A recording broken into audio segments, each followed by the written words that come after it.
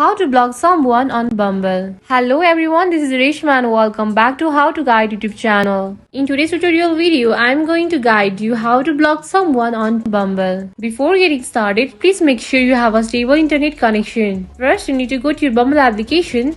Then this type of screen interface will be shown on your screen. As you can see different icon on the bottom, tap on the chat icon as this will lead to you this kind of screen interface. As you can see, these are the matches that I have got on Bumble.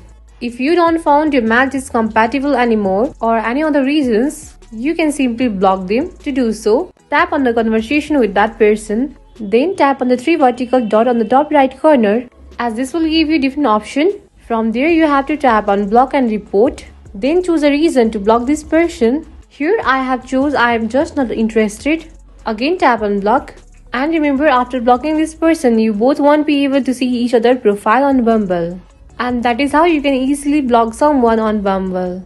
If you have any doubt and queries related to this topic, you can simply ask us on the comment section. And this was it for this video. If you found this tutorial video informative and easy, do not forget to like, share and subscribe our channel. And also press notification bell so you won't be missing any update from us.